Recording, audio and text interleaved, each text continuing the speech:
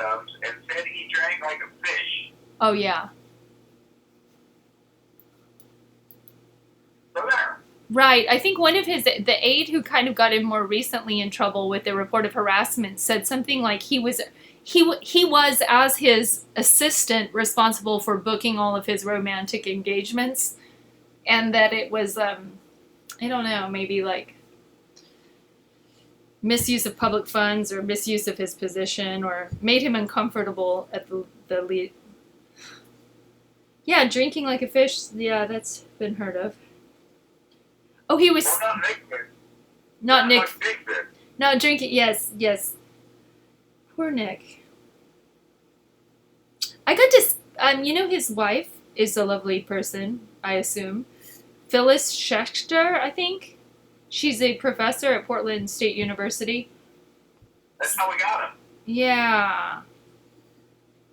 We got her. And then he came out a year later. This girl I met was doing a conference to educate the high schoolers on sexual assault. And she was a speaker there, and I got to be a speaker too. And then I just completely forgot that I did that for several years. And I'm like, wait a minute, I was a speaker at a conference? But I was. And I spoke the same time as Schechter, so I couldn't go see her speech. But I'm sure it was interesting. Wow. You know, these high... We were competing speakers. Yeah, I was like sort of standing within elbow space of her too. It was 2014. It was kind of like, I don't know. Yeah, humans. I never met Chloe Yu Daly. I should maybe return to Portland one day. I don't know. I don't know why though. I don't like it. I got to see, she was, you know, it's too bad that one of my things that is on your blog is me saying that body language, you know.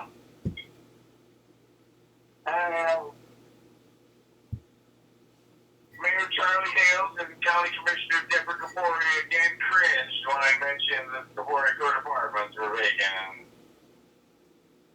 Unfortunately, body language, blah, blah, blah, blah, blah. The cringing doesn't get anything done, you know what I mean? You know what I used to do that used to kind of freak Portland City Council out, I think, a little bit? Is because I was so used to the fact that they might just delete testimony, kick us out, or do whatever. I would bring my camera, and I had a few good cameras, but one of them would like sit more properly, so I would just sit it on the ledge and record their faces as I talked. And it did like a Hawthorne effect on them where they knew they were being observed, so I was filming whether or not they were paying attention. And so my speech is an audio over their faces. And particularly Saltzman would crack me up. Like there was one time I think I would always say that Saltzman's face appeared to be falling off, like the skin was falling off the bone. He'd be like, like, oh my goodness. And so I have a lot of Nick Fish face. And then, yeah. Unlike Kurt Cobain, I don't think it's going to go for $1,000 a minute. I know, right? I think at the time I told Mayor Hales not to interrupt me, I believe what happened with Nick Fish's posture, which I got probably from like 2 camera angles plus being there in the flesh, but he got whoa, Mary Ann just told the mayor not to interrupt her. And I slipped into a military mode that I think is from my dad or something, but I go like, don't interrupt me, sir. I so fucking did that to the Mayor Hales. I was like, don't interrupt me, sir. And I think calling him sir startled him.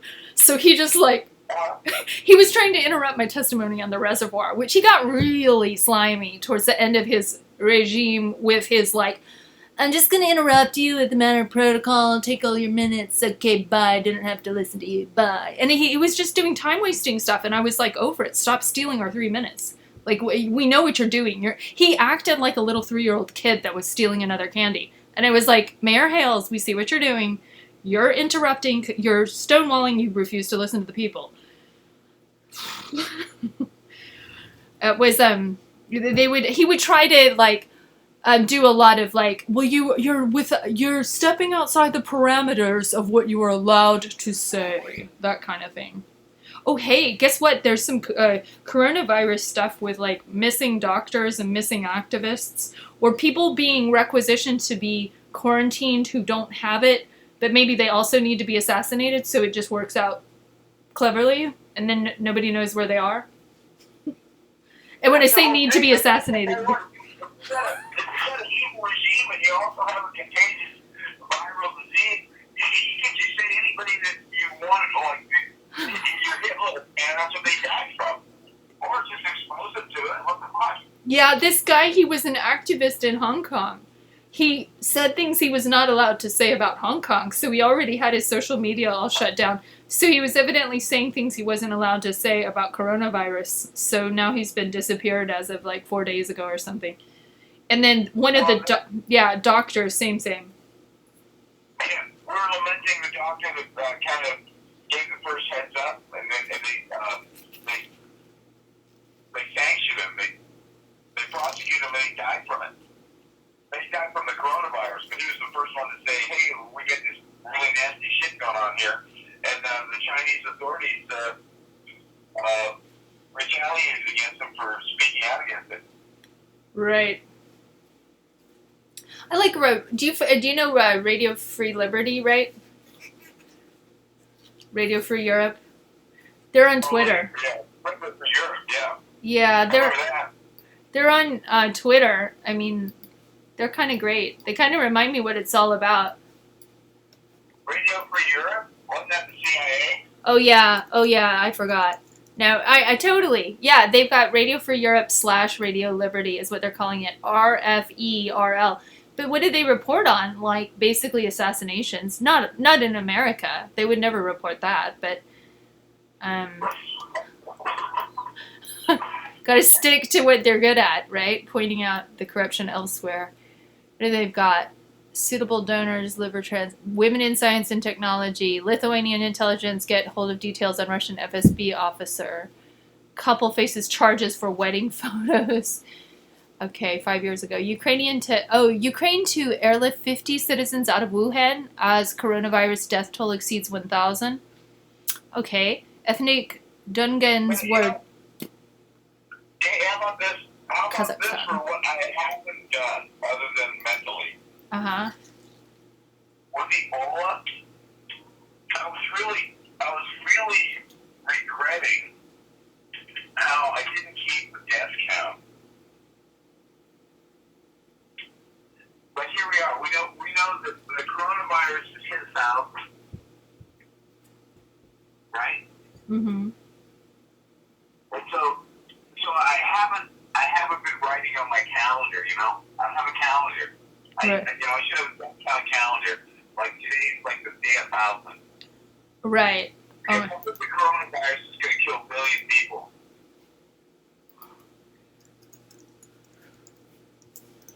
We're recording, and it's like my morbid sense of humor, I'm trying to keep it under control just because I don't want my morbid sense of humor highly publicized. It's just, there's nothing very funny about it.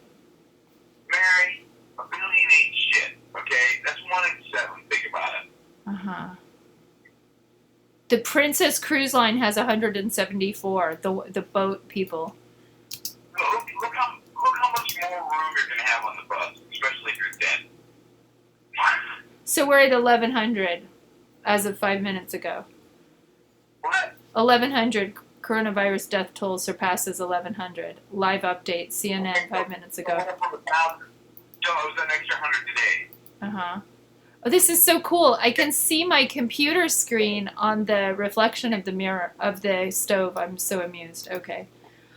What do you know about the Spanish flu? Yeah, not much. Oh, is that the one that took everyone out at the beginning of the 1900s? No, that's tuberculosis. That's the one that ended World War I. Right. Perfect. Yeah, it was a pacifist. No, the Germans could not proceed after it was pandemic. There's so many things. When I was a kid, one of the drinking spots was out by the cross, the old cross. Uh-huh.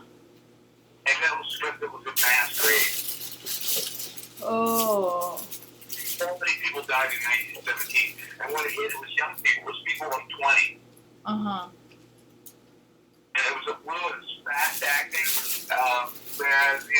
There's a great PBS thing. It basically came out of pigs and Kansas or something. But there were these really viral influenza type things. These viruses where it's viral. It's like, haha. No, it is a virus, but where it's really contagious, where people don't have an immunity to it, and where it becomes really a problem for our existence, is where there's a combination of life forms in a contained area that allows the critter, we'll call it, to jump from one to the other, and then you end up landing on a host that has no ability to resist it.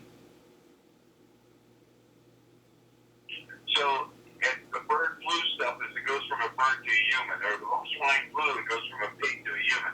So anyhow, they call them wet markets, where you have every possible thing going on, and you have all these critters and all these people, and then you end up having something like this coronavirus jump from one species to another species, and now the species is called Homo sapiens, and we're going to lose a billion. That ain't nothing, man. It's nothing. Who's going to go? All those people that almost ran over on the bike lane, they're right. They are so immune response deprived. They're going to get it, and they're going to, get on the max, and the people going to the airport are going to either give it to them or catch them. Do you feel like, Barry, don't let me get too conspiratorial now, but do you feel like there's a coincidence with how Hong Kong is now having to respond to this virus, and it just seems to almost kind of eclipse the whole massive protest thing?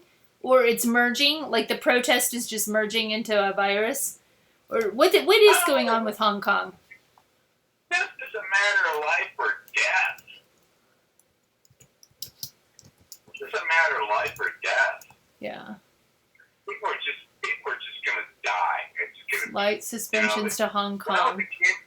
When I was a kid, Mary, in 1975 or so, I went up to the VFW where we all lined up at the VFW hall to get our swine flu shots.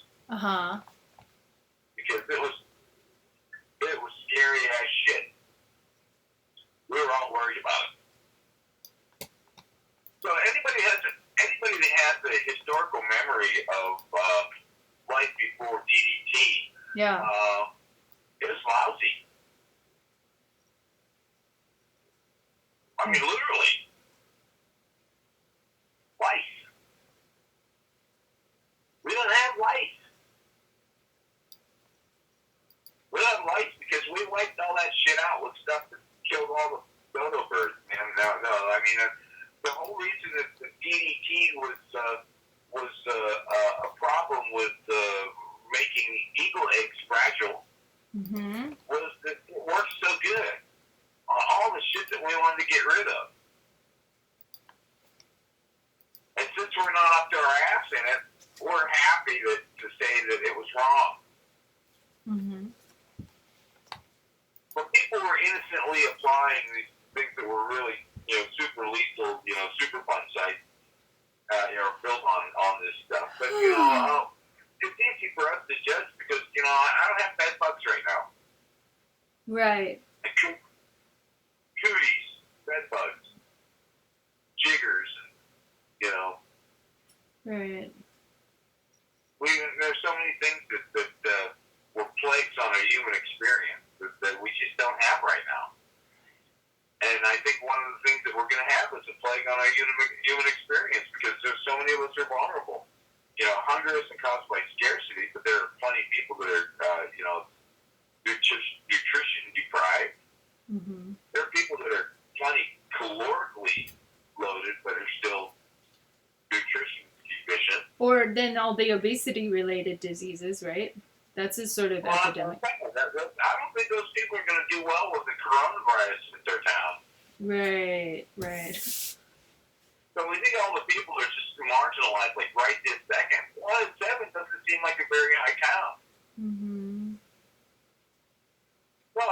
the lethality of some of these conditions. I mean, what am I gonna do?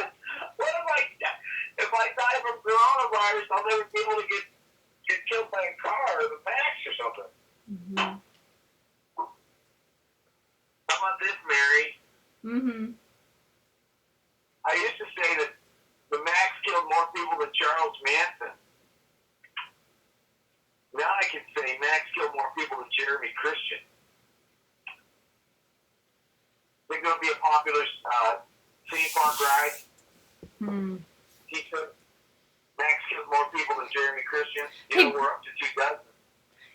Can I ask you a question? Do you think Jeremy Christian's trial would be so media sensationalized if it were like on the East Coast where homicide is just more of a regular, like they would just, like, say Chicago. If this were Chicago, would a guy taking, because I mean knife crime is a thing in England I follow, maybe because they don't have as many guns, but like knife crime isn't that big a deal even when it's fatal.